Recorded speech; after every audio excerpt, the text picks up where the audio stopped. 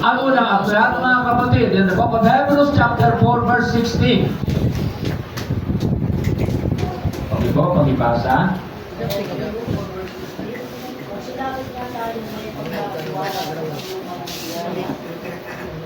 Upang tayo magsipagkaroon ng awa sa mga katumpong ng biyaya upang tumulong sa atin sa panahon. Ano yun? Hebreo, ano yun? Sa mga gawa, Kapitulo 4:33. Acts 4 verse 13. At itong pangalan ng mga apostol pagkabuhay na maguli ng Panginoon Jesus at dakit ng kanilang biyaya sa mga kanila. Hallelujah. Pagpaay na pagkabasa ng salita ng Diyos. Pastor Loria, pwede po pang ipadalangin ang ating message. Praise God, hallelujah. Tempuyo po ang ating mga ulo tayo po'y manalangin. Ang mapagpalang Diyos sa manaming banal. Sa oras na ito, Lord, lubos po kami nagpapasalamat, hallelujah, sa mensahe sa oras na ito, Diyos, na ikaw po ang manguna sa amin. Habang po kami ay nakikinig ng iyong mensahe, O Diyos, Lord, basbasan mo kami sa iyong kapangyarihan na kung saan ang sabi mo po, Diyos, dalawa tatlo makatipon sa iyong pangalan, ikaw po ay nasa aming kalagitnaan. Kaya kiniklaim po namin, O Diyos, upang iyong salita o God ay dalisay na makalapat po sa kabuturan ng aming po mga puso, O Diyos. Dalangin po namin lahat sa oras na ito na iyong gagamitin sa buhay po ng patutayaktan. Basbasan mo siya, ulo-ulo hanggang talampakan po sa iyong kapangyarihan. Na ikaw po ang magsayang sa aming kalagitnaan, O Diyos, upang ikaw po ay aming pong mawalhati sa aming pong mga buhay. Kaya sa oras ng Lord, ang chance mo to, Ama, patuloy mo po i-bless. Lord God Jesus, ibigay mo po God ang revival, Panginoon, hallelujah, na kung saan mo God, ito po God ay magpalakas sa aming pong pananampalataya habang kami ay naghihintay sa muli mong pagpalito, O Diyos. Lord, dalangin po namin God, ano mo po ang pagkilos ng kaaway. Lord God Jesus, sawayin at tuwasakin mo po, O Diyos, upang hindi makapaminsala, O God, hallelujah, sa aming pakikinig ng iyong mga salita, O Diyos. At marami pong salamat, pinupuri ka namin at tinadakila, O Diyos, sa pangalan ni Jesus Christ, in the name of Jesus. Amen. Hallelujah. Maraming po salamat, Pastor. Hallelujah. Makinig po tayo, mga kapatid, ng salita ng Panginoon. And Jesus said, mga kapatid, in the book of Matthew chapter 4 verse 4, nasusulat, hindi lamang sa tinapay na buhay ang tao, di bawat sa bawat salita na lumalabas sa bibig ng Diyos. Amen? Naniniwala po ba tayo, mga kapatid, na palalakasin tayo ng Panginoon? Hallelujah. Ang salita ng Diyos ay pagkain espiritual. Ito yung sinabi ng Jesus, mga kapatid. Ito yung ating ikinabubuhay. Kaya makinig po tayo, mga kapatid, sa sandaling mga oras.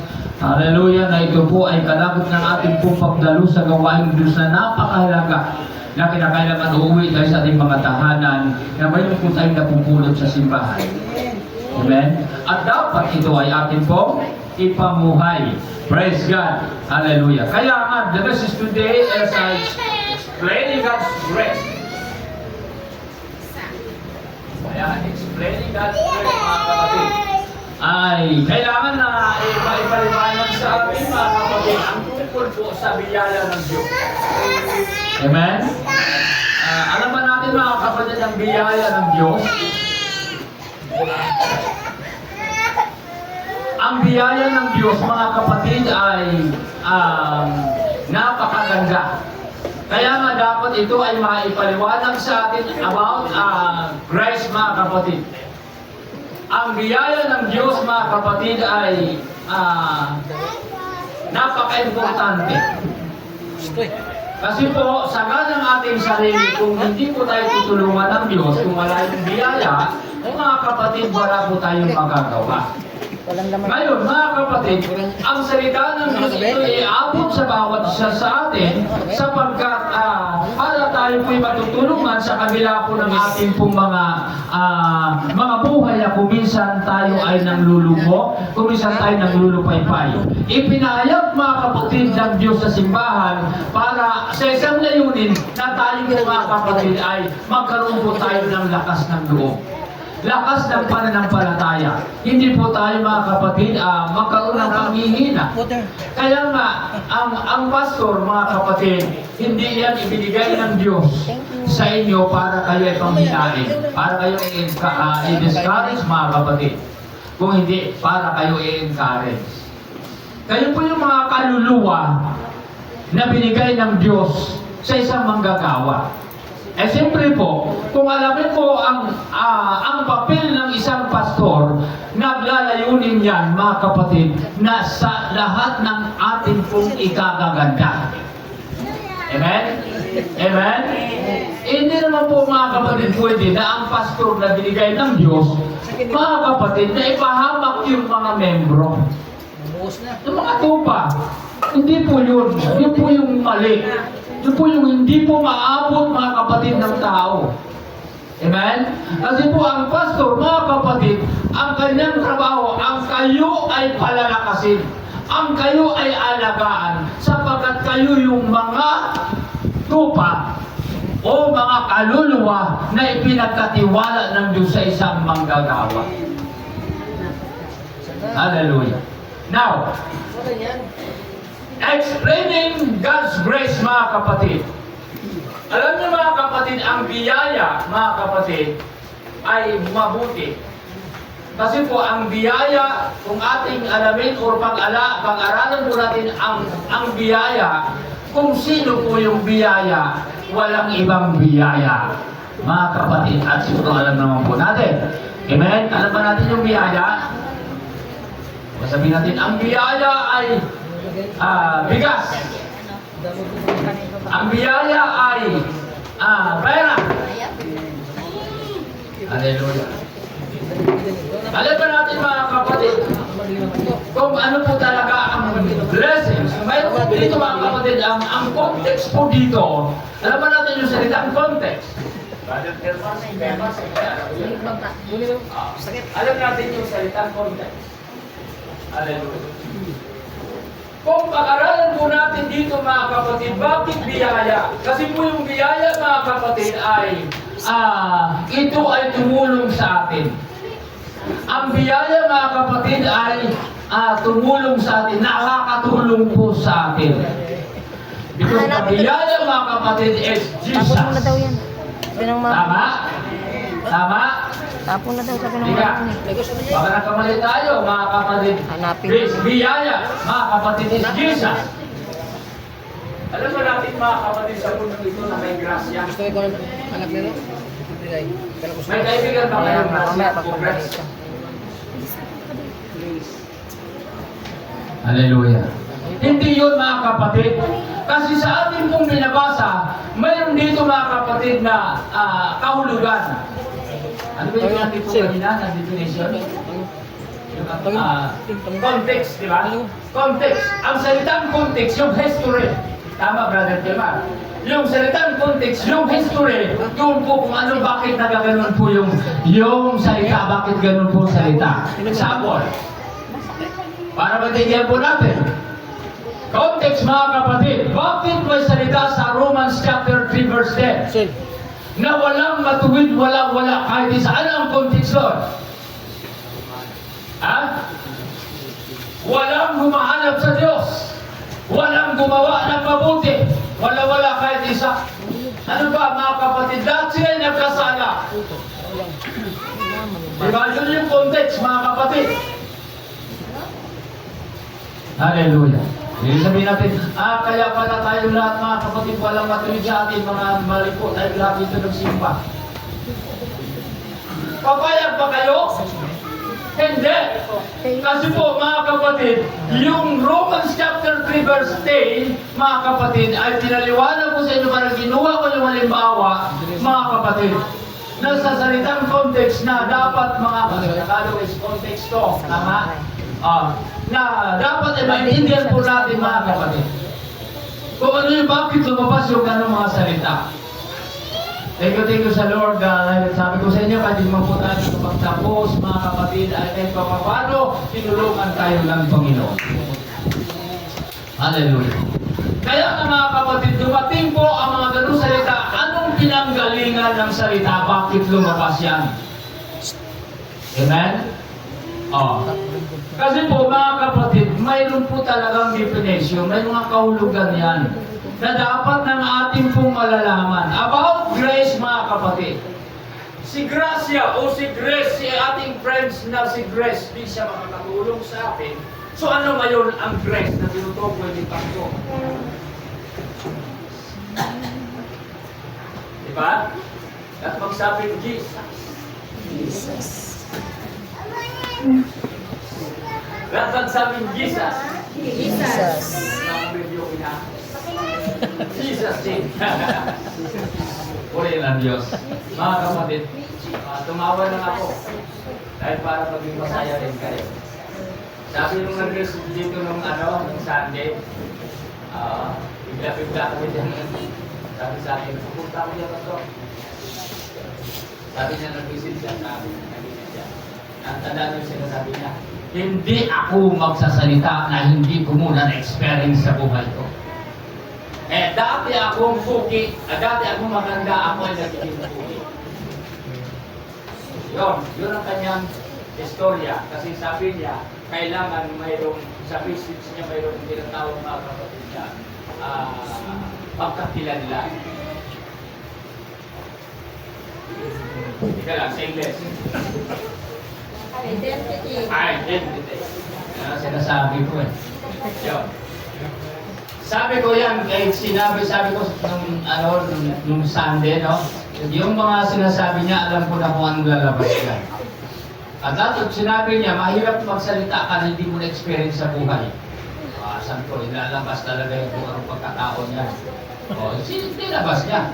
Dati siyang maganda, nagiging pogi na daw siya ngayon. Oo. Hindi siya bastang bakla, mga kapatid ng panahon. Sabi niya. Hallelujah. May mga ganun. Kaya, mas maganda naman yung magsalita ka na experience mo rin. At alam mo, mga kapatid, yung sinasabi po natin. Ngayon, bakit mga kapatid dito sa Hebrews na sinasabi? Message natin mga kapatid, explaining God's friends. Bakit ang Hebrews mga kapatid na nagsasabi, let us therefore come boldly. Okay, ito ko nahirapan. Let us therefore come boldly unto the throne of grace. Saan na yun? Let us therefore come boldly. Yan.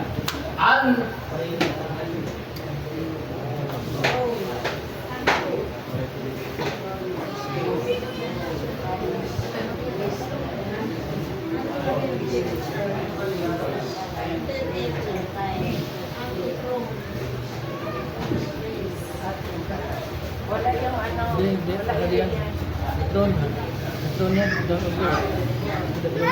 Hallelujah. Lalo akong nalilito sa inyo. Let us therefore come boldly unto the throne of grace. Ano ba? Ha? Agawin ni Papa. Ha? Agawin ni Papa. Agawin ni Papa, no? Tapos manok, ha? Iya. At nagawal yung sa matamis eh. Purihin ang Panginoon. Bilis buhin. Kung hindi natin pinag-aralan yan, mga kapatid, ay makakapayag Binigay lang sa'yo yung Panginoon, di ba? Kunin mo. Kaya pastor, dapat talaga na i-reserve ng maayos. Oo. Gusto ko na ganyan ang bulit. Kung nagkamali, sabi ko, ganun na siguro. Bawal. Basta sa Balik ngayon, na mo. ako kasi wala akong Balik na, ano eh. bili. Sweet na. Hindi na kay mama. Hindi Pero na kay kahit mama. paano, alam natin kung nagkamali. Bata. Puri ng Diyos, mga minamahal. Hallelujah. Bata. Na sinasabi po ng Biblia, magsilapit nga tayong may magkakatiwala sa luklukan ng biyaya. Throne of grace, mga kapatid. Throne of grace. Kinakailangan po ang hamon dito sa ating lahat. Na dapat mga kapatid na ang biyaya na nalaman po natin mga kapatid na maganda ilapit po natin ang ating pong mga buhay na mayroon tayong sabihin na po natin taglay na katapangan. Saan mo ka? Yeah. Amen? Oo, huwag tayo mag-alaman, mga kapatid. May pagkakatiwala. Yun po yung ating pong words na ginagamit na sa message na itinuturo na dapat huwag tayong mag-alaman. Amen? Pag ang salita may pagkakatiwala, ibig pong sabihin, Gusto mo kumala? naintindihan po natin mga kapatid na hindi tayo pupunta doon sa kapahamakan. Gusto kumala? Ah, kumala. Hindi tayo pupunta doon sa tinatawag na ikabubuti po ng bawat isa sa atin. Kaya hindi po nagiging sayang ang pagdalo, ang paglapit sa atin pong Panginoon. Amen? And because mga kapatid, ang tinutumbok natin ay ang atin pong Panginoong Jesucristo na siya nga po mga kapatid ang makakatulong sa bawat isa sa atin. Mayroon pong last word na sa talatang yan. Hallelujah. Na sinasabi, and find grace to help in time of need, mga kapatid. Ayan.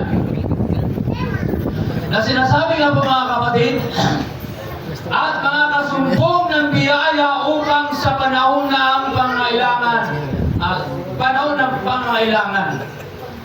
Ang buhay natin mga kapatid dahil may grasya sa atin na dumating, na kumbaga ang hamon dito na kailangan tayo ay mailapit doon sa trono ng biyaya. Kasi po mga kapatid, sa panahon na ikaw ay pangangailangan, mayroon po makakatulong sa iyo. Tama po ba, Pastor? Okay. Literal po tayo ha. Literal tayo. Hindi natin.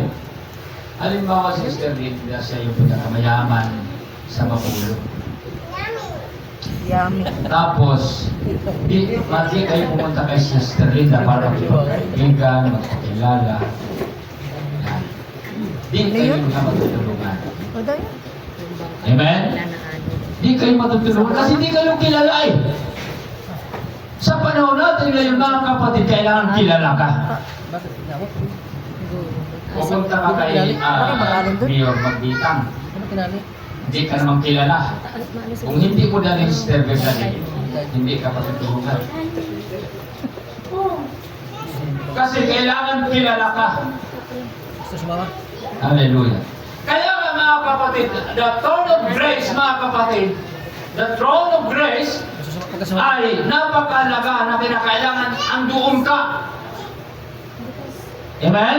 Sapagkat ang last word ng ating pong binabasa sa book of Hebrews chapter 4:16, and find grace to help in time of need. Sa panahon ng iyong pangailangan, mga kapatid, ikaw ay matutulungan.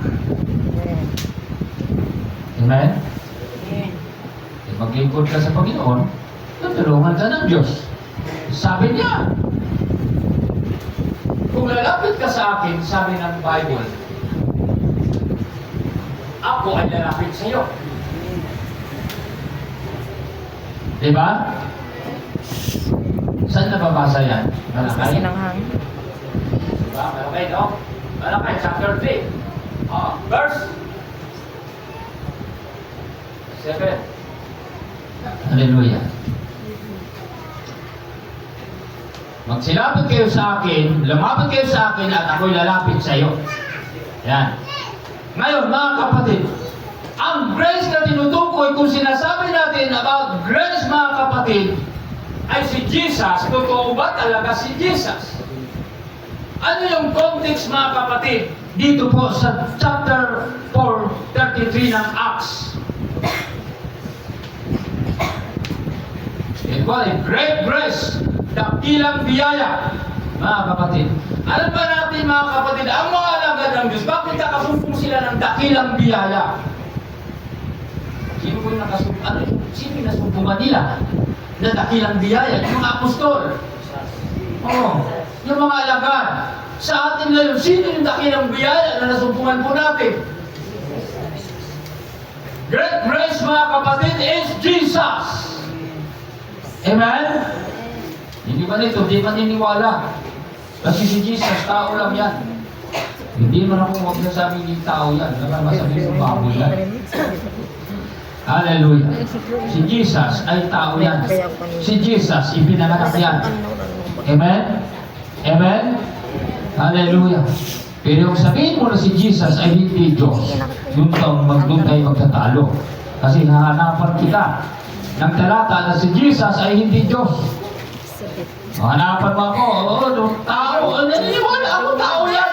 Butsog. Ay, pinang-anak siya ng Diyos. Oo, anak siya ng Diyos. Hindi naman ako nagkikontra sa'yo na anak siya ng Diyos. Anak talaga ng Diyos yan. Oo. Pero pag sinabi mo siya ay hindi Diyos, magbuklat ka ng talata sa akin, letra por letra, kung mayroon. Oo, wala. Wala mga kapatid. Oo. Pero sa atin, buklatin natin ang Biblia. Talagang pong siya ay tinawag na dakilang Diyos na ating tagapagligtas. Ayon sa Tito 2:13 at maging sa 1 John, mga kapatid, ay nababanggit. Hallelujah. Now, balik po tayo, hindi tayo sa Godhead, mga kapatid. Tayo maninigaw. Tayo. Puri ng Panginoon. About grace, sabi ko sa inyo, pag science lang. Hallelujah. Sabi po ng Bible, the message natin, mga kapatid, and find grace to help in time of need. Hallelujah. Nasa panahon ng ating mga pangailangan, mga kapatid, tayo po ay matutulungan. Gusto ba natin na tayo po ay matutulungan? Alam niyo si Pastor, naglalayunin niya na matutulungan kayo. Amen. Alam mo na paglalang tayo, sabihin. Hallelujah. Kaya kita i-discard. Hindi ko makatulong sa'yo. Kasi may nag-promise na yung sa'yo.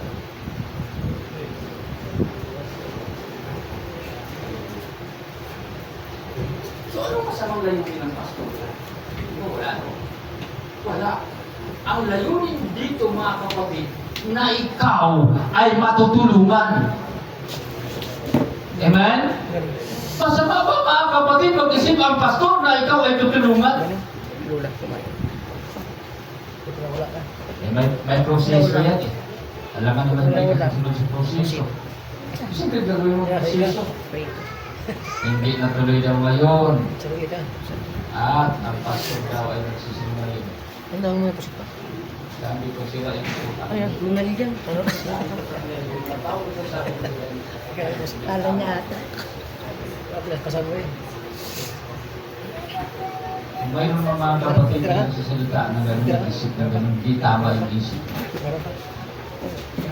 Hallelujah. Kasi po yung biyaya, mga kapatid, ay para po talaga sa atin. Amen? Amen? Ito sa atin ang gusto magpapalain ng Diyos. Lahat ang gusto natin. Nagkapantayan ito sa buhay. Amen? Ito natin yung pagpapala. Pero dito, mga kapatid, ang pinag-usapan dito na definition, mga kapatid, sa ating pinabasa, kung bakit ang mga alagad, ang context dito, bakit ang mga alagad sila ay natutuwa? Bakit sila may sinasabi nila na dumating sa kanila ang dakilang biyaya? Kasi po si Jesus, mga kapatid, ay kasama-sama nila. Amen? Kasama-sama nila. At ang dakilang biyaya dito, si Jesus, mga kapatid, ay nabuhay na maguli. Amen? Nabuhay na maguli. Kasi kung sa definition nito, kung di mo talagang saliksikin, mahabang alam po yung message, kaya ganyan na pong ginawa ko, mga kapatid. Pero mayroon pong mga kalugan dito, ang biyaya, mga kapatid, si Jesus na muling nabuhay. Saan pagkamuling nabuhay?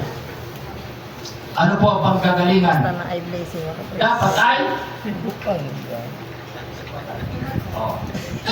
Dapat. Si Jesus ay namatay. Hindi nagpakamatay. Si Jesus ay namatay. Ito po kung Romans, mga kapatid, si Jesus ay namatay para sa lahat. Amen? Amen? At bakit nagiging biyaya? Bakit nagiging blessing?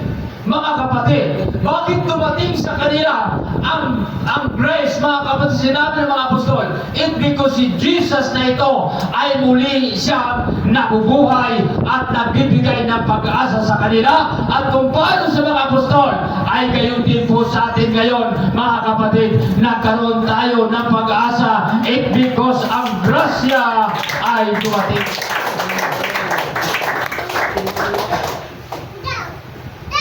Masama ba mga kapatid? Hallelujah. Kalit nagkuha oh. Kung may grasya, Napahiya. Napahiya. Kinurot ako. ang grasya, kung magtira tayo, pwedeng magpahulog sa iyo. Tanangan. Pero ang definition, ang context dito mga kapatid, ang grasya na kailangan doon tayo magpursige na maglilingkod sa ating pong Panginoon. Dahil ang grasya dito na pinag-usapan natin ay ang ating Panginoong Hesus na siya po ay muling nabuhay. And according to the Bible, mga kapatid, in the book of John chapter 11, 25, mga kapatid, sabi niya, ako ang muling pagkabuhay. Amen? At ang kabuhayan, ang sino bang manalig sa akin, bagamat siya ay mamatay, siya ay muling mabubuhay. Yun yung grasya. Amen? Yun mga kapatid, ang grace. Hallelujah. Na sinasabi mga kapatid na sa panahon ng ating pangailangan, siya po ay makakatulong sa atin. And great grace was upon them all. Ito po mga kapatid ay Sabihin mo, Kinay. Kinay. ang dakilang biyaya ang sumali sa kanilang lahat. Bakit them all? Kuya Dave, Because Kinay. ang tinukoy dito sa kanilang lahat. Na mga oh, wala nang apostol, nagkadamatay na. Oh. Saan ngayon ang punta? Sa atin mga kapatid. Dumating sa atin ang dakilang biyaya mga kapatid. Hindi ba tayo natutuwa? Hindi talaga tayo natutuwa. Hallelujah. Hindi ba tayo natutuwa?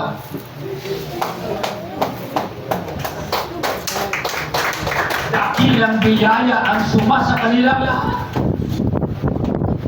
Amen? Yung nakilala natin mga minamahal, yung Diyos na atin pong pinaglilingkuran, siya yung dakilang biyaya at siya ang makakatulong sa atin pong mga pangailangan. Amen. And our next, mga kapatid, araw-araw yan. Gusto natin makuha. Sakit ka, araw-araw, kailangan ka. Opo, Brother Timio, may pangailangan tayo araw-araw. Aking kapatid, pinagpapalaso eh. Hallelujah. Purihin ang Diyos. Mayroon tayong pangailangan. So, kanino natin ilapit ang ating pangailangan? Hallelujah. Kanino natin ilapit ang pangailangan natin araw-araw?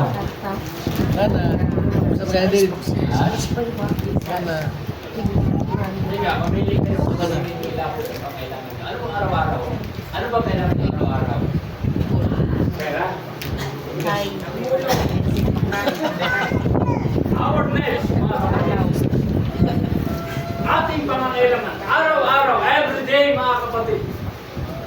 Lahat, sa umaga pa lang, magkape ka, hindi ka pwedeng magkape kung wala kang pera. Amen? Lalo na kung magkape na, hindi pwedeng walang tinapay. Ay, may pera ka talaga, kasi pupunta ka sa bakery. Pupunta ka sa Jollibee sa Rupa. Tinapay na. Eh, kung wala kang pera, ayaw ko na kung abutan ka. Oh, kahit anak ng isa. Ayaw ko na kung abutan ka kung wala kang pera. Sabi ba kung utang? Ayaw ko na kung abutan ka. Diba? Meron po tayong pangailangan araw-araw mga kapatid na ginagarantor ng Biblia, mga kapatid, na kung tayo mga kapatid, hallelujah, ay lalapit sa Kanya, itong ating lalapitan, mga kapatid, ito po yung ating pong makatulong po sa bawat isa sa atin. And great grace was upon them all. Dakilang biyaya, mga kapatid. Hallelujah. Para po sa ating lahat. Wala nang iba. Amen? Walang ibang makakatulong sa atin. Sa pangailangan natin, balikan ko lang po yung sinasabi ko. May pangailangan tayo. Kanino ba talaga tayo lalapit? Kay Brother Gideon. Ah.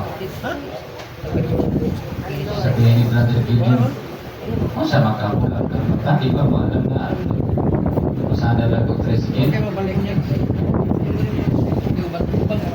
Ano ba talaga tayo lalapit? Hallelujah. Hindi nga, kanino ba kayo lalapit?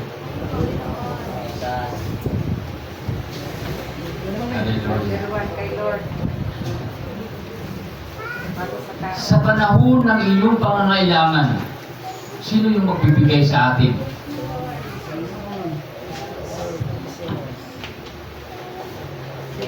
Sa tingin niyo, Sister Linda, sa atin dito, sino makakatulong sa inyo?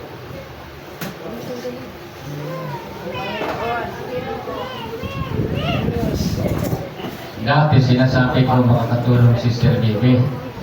Pero ngayon hindi ko na yung sasabihin.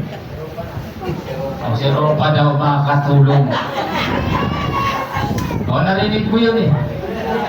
O. Kung hindi ka lalapit mga kapatid, paano yun? Kailangan sabihin mo doon. Amen? Kailangan sabihin mo. Kung ang biyaya ay si Sister Ropa, sabihin mo doon. Pagdating sa pintuan, sabihin mo doon. Problema mo. Alam mo naman, Panginoon, nandito ako kay Sister Ropa ngayon.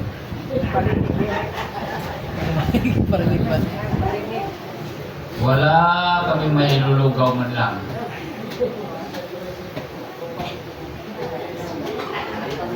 Sabi yung siro pa, sabi, pamati-pati naman siguro rin. Ano na ito na sa kakilo? Di ba? Eh, paano ka? Ngayon, hindi naman po yun. Parang example ko lang po. Pero ang totoo talaga na dapat ng ating lapitan ay ang ating pong Panginoon. Kasi sabi ng Jesus, mga kapatid, hallelujah, siya po ang muling pagkabuhay at ang kabuhayan. Hallelujah. And after na muli ng pagkabuhay, ang mga apostol ay natutuwa sila kasi nagiging biyaya po sa kanila si Jesus. And great grace was upon them all. Ito po mga kapatid ay naging biyaya, mga kapatid, ang sumasa kanilang lahat. Ang dakilang biyaya sa kanilang lahat ay pagkakasungit si Jesus, mga kapatid. Nagigil. Kaya si Jesus, mga kapatid, ay handa siyang tutulong. Amen? Sayang nga eh, Brother Pilman. Sayang. Kung sinabi lang nila na si Pastor ang makakatulong, bubunutin ko na sana ang wallet. Bubunutin ko sana ang wallet ko. Pero dahil hindi naman nila sinabi na si Pastor ang makakatulong, Brother Gideon makakatulong, Sister Ropa makakatulong, sila lang yung makakatulong. Pero hindi naman si Pastor ang makakatulong. Kung si Pastor sana makakatulong, sabihin ko sino sa inyo ang walang pera, ay bibigyan niya ng Pastor ng pera. Bukasan ko sa airport. Di ba? Oo, di ba may mga pera kayo, no? May mga pera kayo. Alam niyo sa Quezon, mga kapatid, sinabi ko sa kanila, yung walang pera lang talaga. Eh, may isang babae naglakas ng loob. Sabi niya, Pastor, wala talaga akong pera. Eh, binigyan ko ng pera. Ganun. Tapos paglabas namin, mga kapatid, Pastor, salamat ha. Wala talaga akong pera. Buti na lang. Nagano ka? Kasi wala talaga akong pera. Ano? Ano ba yun? Hindi ko iisip. Lagyan mo yan. Walang pera. Ubus na ka. Ano?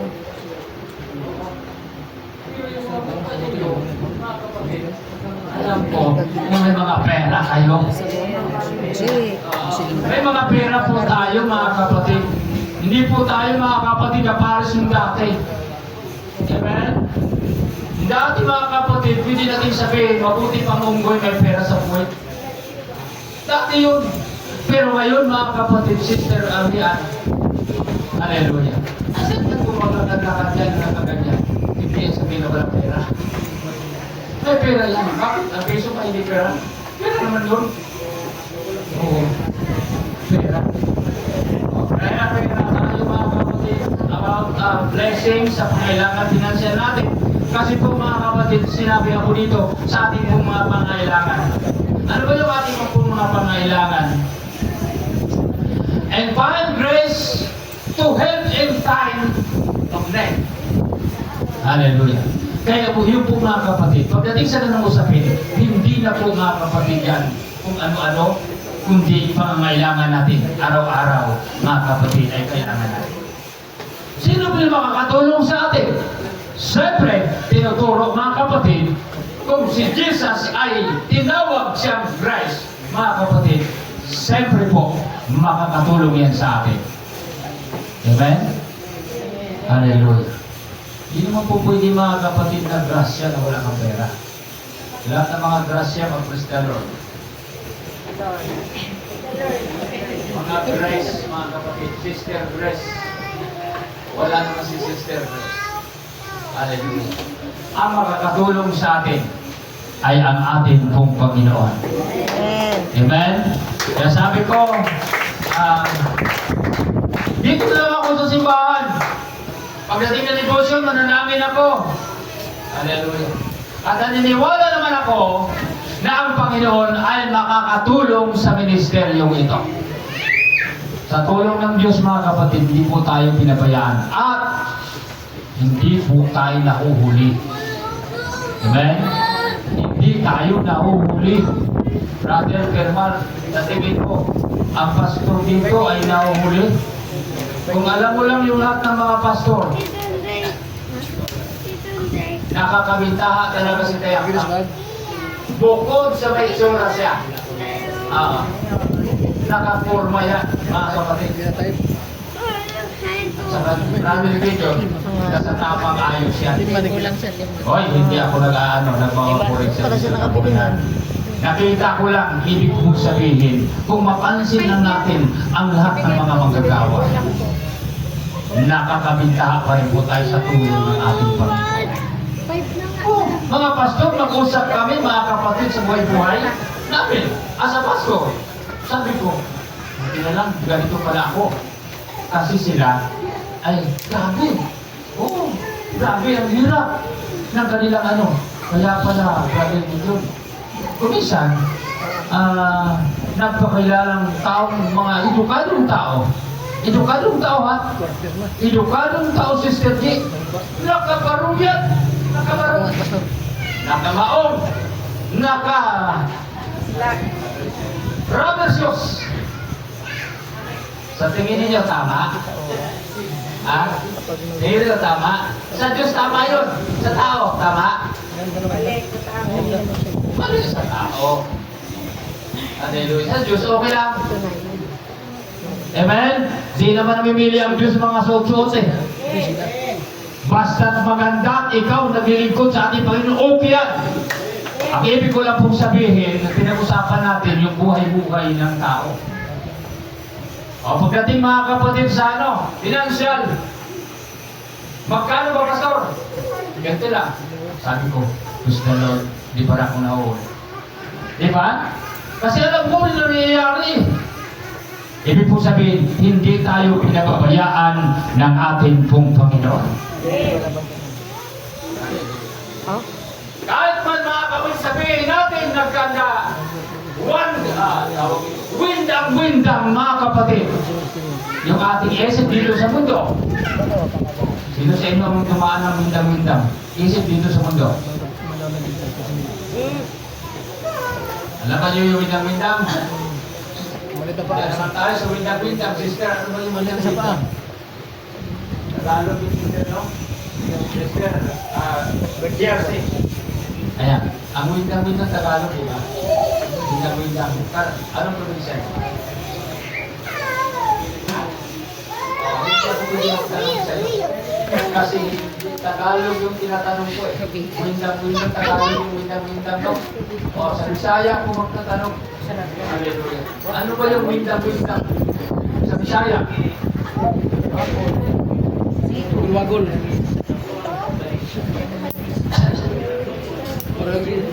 Kung minsan nagkawindang-windang ang buhay natin. Bigyan ko na lang kayo ng sentence. Mga kapatid, sentence.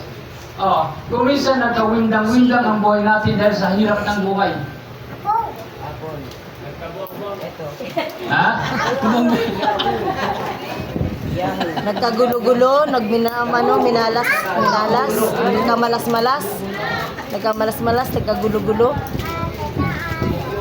Alam niyo yung sarilang windang-windang? Para makasabihin yung pastor, may salita ng windang-windang, hindi pala niya alam yun. Sister Melody, ang salitang windang-windang, yung bang parang nagtataranta ka sa buhay ko? Sumbong-sumbong. Hindi naman tingnan, punta ka sa kanan, punta ka sa kaliwa. Yun yung windang-windang! Tagalog yan. Pa kaya ako yun, hindi ko mo lamahin. Yung engineer yan, wala ko gano'n. Sister, kakakawa ko na rin. Asa po, yun yung windang-windang! Makapusan na ba yan? Yan. Ha? Okay. Mga kapatid, salamat mga kapatid at naiintindihan na po natin. Ganun po mga kapatid. Mayroon tayong Panginoon na nakilala. Hallelujah. Magproblema ka ba? Magproblema pa ba tayo? Na mayroon naman pala tayong inaasahan eh. Ba't ka magproblema? Ba't ka matataranta? Mga kapatid na mayroon ka man palang inaasahan, tinuturo ng pastor, wala tayong ibang lalapitan kung hindi ang ating pong Panginoon. Bakit may kataranta po tayo mga kapatid? Hindi tayo dapat magkataranta. Maniwala pa kayo sa ibang mananampalataya, Sister Lincoln. Sinasabi nila mga Kristiyano daw hindi pwede mag-stress. Ang Kristiyano daw hindi pwede mag-nervyos. Serena, maniwala ka ba Serena na hindi tayo mag-nervyos? Mga kanilos dyan.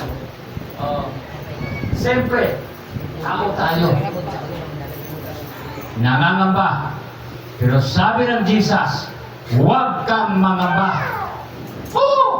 Huwag kang mangamba, pero ang tao may ugaling mangangamba. Tama? Pero kung sabi mo natin, anak ako ng Diyos, dapat hindi ako mangangamba, Sister Marian. Dapat pala daw hindi mag-nervyos. Sabi naman narinig ko, yung mga Kristiyano hindi dapat magkasakit ng nervyos yan eh.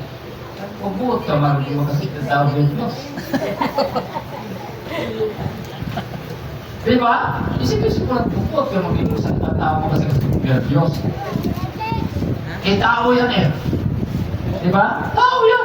Hindi naman Diyos yan eh. Ang ibig sabihin niya, mayroon tayong pinagkakatiwalaan. Mayroon tayong nakilala. Hindi dapat tayong mangangamba. Kasi tinuturuan tayo na huwag tayong mangangamba.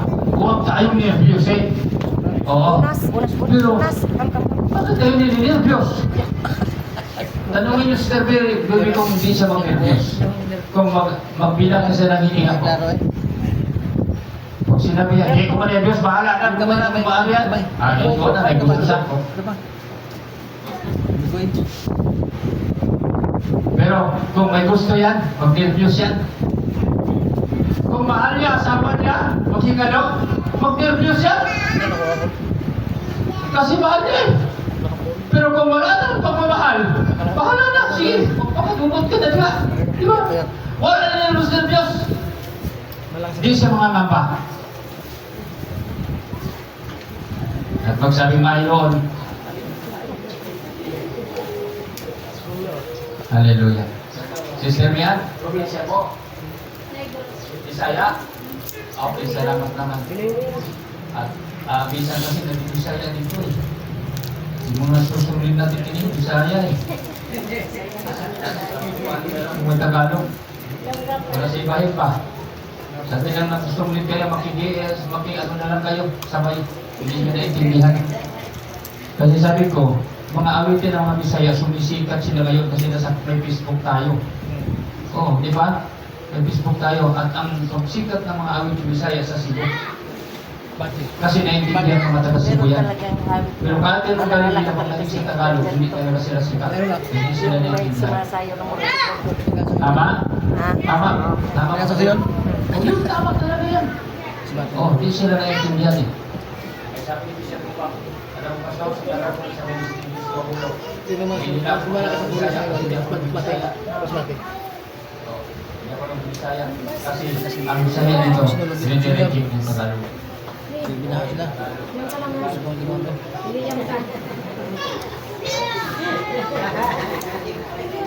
Hallelujah. Wala man dito si Jamaica. Gino na balik lang dito pa rin. Nandito na punta. Hallelujah. Tagalog Wala na. na. Wala na. Di ba hindi ka naman maintindihan ng Bisaya? Oo. Wait na lang. Nandito na si Tata. Amin. Wala na. Kasi kami, Nakaraang taon lang to eh. tapos ikaw Tagalog, hindi ka na maintindihan ng Bisaya. Lalo ba talaga? O sabi ko nga sa kanila, lalo talaga ang mga Tagalog dito kasi sabi ko ito dito kagabi. Sila kasi di sila nakakaintindi ng ating mga salita. Pero tayo nakakaintindi ng kanilang salita. Kaya sabi ko, kawawa naman yung mga Tagalog. Kung ang awitin natin ay puro Bisaya, oo, sumikat yan kasi dahil na sa Facebook yan, Bisaya yan. Kahit saan yan, buong naigib, pupunta talaga yan. Yung mga awitin Bisaya, masaya, mga kapatid, mga awitin sila kita natin sa ngayon. Pero, hindi talaga yan kinukuha, mga kapatid ng mga Tagalog. Kasi hindi nila intindihan yan eh. Tayo lang naman yun kasi nakakaintindi tayo. Purihin ang Panginoon. So ganun po mga kapatid, balik po tayo. Ang word na grace mga kapatid ay naintindihan po natin ito. Na walang iba mga kapatid na biyaya kundi si Jesus Christ. Ayon sa context ng Acts chapter 4. Kasi po, ang pinag-usapan dito ay si Jesus na namatay at muling nabubuhay. Kaya nagiging biyaya po sa kanila. Si Jesus yun. Hallelujah. Kaya nga sa buhay natin, pag tayo ay lalapit kay Jesus, si Jesus po ay lalapit sa atin. Amen? Pag may problema tayo, saan tayo lalapit? Sample, pag may sakit tayo, saan tayo lalapit? Hey Lord. Ha? Mag-load sa... Okay. Mag-load sa... Sabi kasi ng Bible, may sakit ang sino man sa inyo, ipatawag ninyo ang matanda sa iglesia. Tapos ang turo doon, may sakit mga kapatid, kailangan huwag magmadali ng patong ng inyong mga kamay, kundi mga pahayagan kayo ng inyong mga kasalanan. Ang sabi doon mga kapatid, baka daw makabahagi kayo ng kanilang mga kasalanan. Kaya nga, minsan nagsasabi ako, mga kapatid, na bago mag-pray, hingi tayo ng tawad sa ating pong Panginoon sa mga pagkukulang. Saan tayo lalapit mga kapatid? Siyempre po, kay Jesus. Sa ating pong Panginoon, doon po tayo lalapit mga kapatid. O sa mga testimony ni Sir Jocelyn,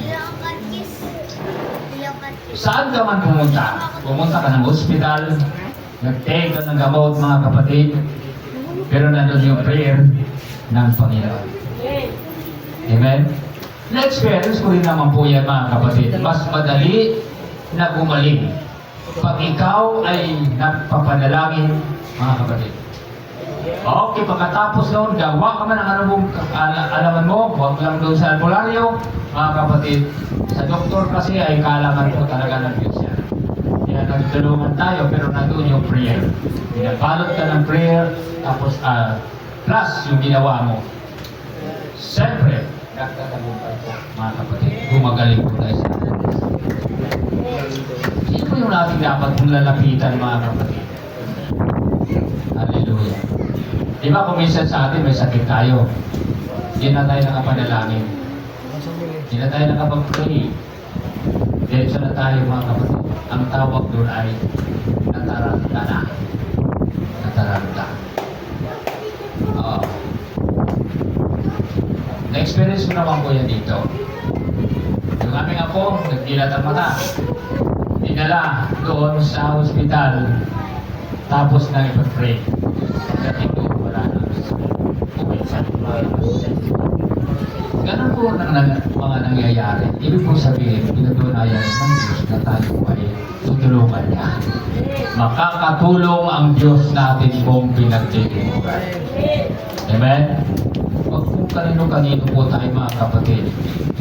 Tatawag. Tatawag tayo doon. Tatawag tayo doon. Panginoon, Panginoon sa mga kahoy, Panginoon sa mga ilog. Oo. Kung ano-ano po yung tatawagin. At hindi po tayo doon. So, grace mga kapatid, ang grasyang nakilala ay walang iba kundi ang ating pong Panginoon Kristo. Siya yung makakatulong sa ating pong mga pangailangan. Amen? Naniniwala po ba tayo mga kapatid? Natutulungan tayo ng Diyos sa ating pong mga pangailangan. Sabi niya, mga kapatid, kung iniibig mo ako, gawin mo. Amen? Gawin mo ang mga bagay na sinasabi ko. Isaya, kung sinanigugma kamo ka na ko, inyong pagkatumanon ang akong mga suko. Amen? Gayon yun sa Bisaya eh. Napakahirap ano? Oh. Kung ako yung iniibig ay tutuparin nyo ang aking inuot mga utos. Oh, yan. Kaya yan, yun po mga kapatid, huwag tayong hinuwalay sa ating pong Panginoon. Lagi po tayo makikipag-ugnay. Kahit sa mga pangailangan natin, isabit po natin ang ating pong Panginoon. Amen? Amen?